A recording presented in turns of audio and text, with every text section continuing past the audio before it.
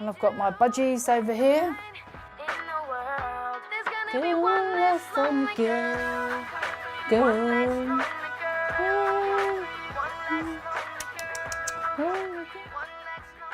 My name is Sui Ling Tang. I live in my own flat, be independent, but a bit of a support.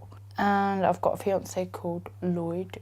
And I think we've been together 4 years and 4 months, that's it, yeah. This is Jasmine. This is Lucy.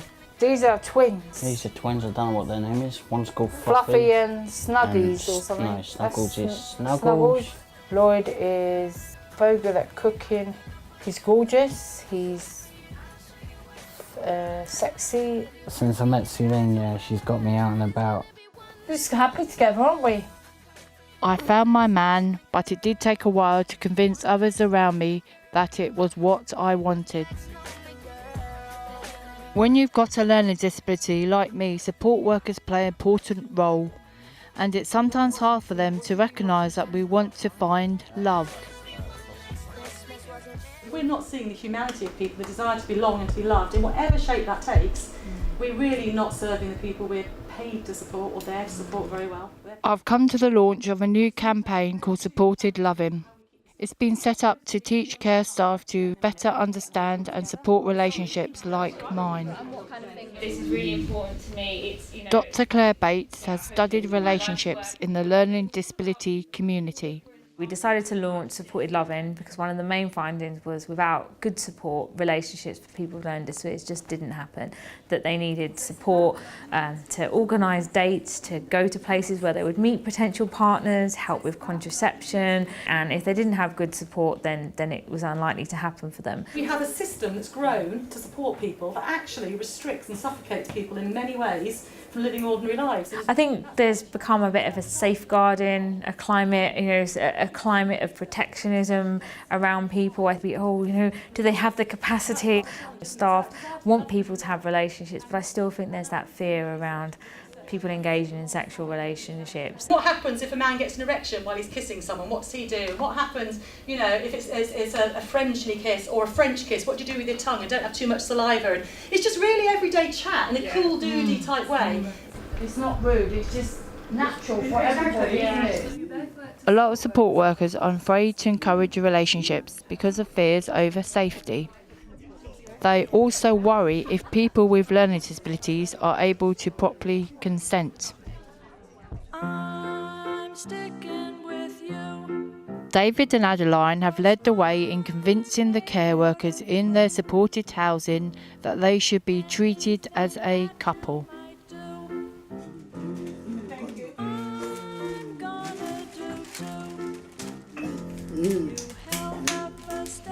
I just squeeze past because I need some potatoes from there. Yay! Come on then. It's very hard, especially with David and Adeline's condition, that they can't say that they're in love. They can only show you, and they choose who to show. They just don't show it to everybody. Over time, the support workers started to notice that they were acting more and more like a couple. So Sheba, who used to work here, said point blank that they are in love, so why are we not saying it? What we would always do when we're supporting people is to follow the person's lead. I think we didn't get that right at first in terms of David and Adeline being partners, because I think there's a real taboo about people like David and Adeline being partners. There's also the stuff about, do people have capacity, so is it exploitative? Staff and people who are trying to work out how to protect people get a bit confused about keeping people safe, because actually David and Adeline are much safer because of their relationship. After being together for a few years, the support workers helped put on a celebration of their relationship. It wasn't possible for them to legally consent to official marriage. It was beautiful. I remember Addie going to the really nice underwear shop and helping you think about nice stuff to wear under your dress and how excited you got. That was really lovely. And it made us realise we hadn't thought about that. It was like, oh, okay, we need to think about this more. Robert and the other support workers also helped to keep the romance alive. It's kind of like the norms now. We have a romantic dinner every Friday. So David and I are going to cook for Adeline. We're almost done, Adeline. We're waiting for the salmon to get ready. There are broader benefits to being a couple. It's not just the joy of the romance.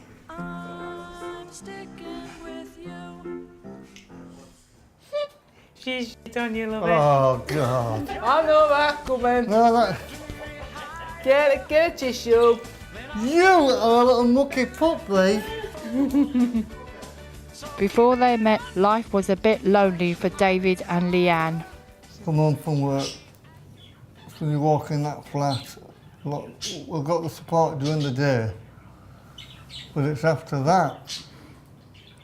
You lock the door and then you're in on your own. Your mind's just going all over the place.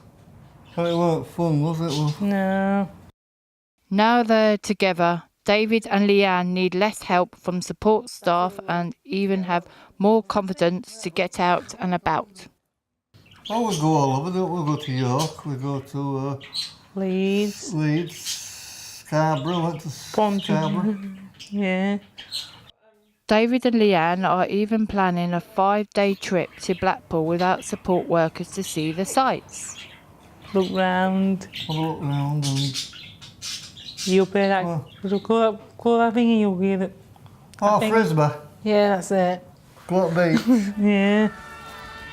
And there are bigger plans to come. I'm hoping, well, another 2 years' time, Yeah. getting married, aren't we? Yeah. When I first started dating, it was hard for me to find and access the answers to all those private questions about relationships. Josephine and Jack are two lifelike dolls who are used as part of a project to teach people with learning disabilities about sex and relationships through role play. When the naughty man went in the room and didn't knock, how did Josephine feel? She was a bit shell-shocked, wasn't she? She was very shocked. Yeah. We've done fertility and menopause. We have, yes. We've done the healthy eating. When we've done fertility and menopause, Josephine has... Oh, she has butterflies in her stomach. That's when she sees somebody she fancies for the first Oh, time. aye. Yes. We've done like a little demonstration in Josephine's session, and the chaps have as well, about putting a condom on. So we've done that in the session. Yeah, so we've done a lot of that. Hanky-panky, lovely everything I would come out with. It's great to see from projects like this that people are starting to take our romantic relationships seriously. I've been lucky that my support workers have helped me through my relationship. They also know when we need some time alone. Well, hopefully we get married, maybe live together and just have a nice life. I really hope more people with learning disabilities will be given the chance to find love. Lovely.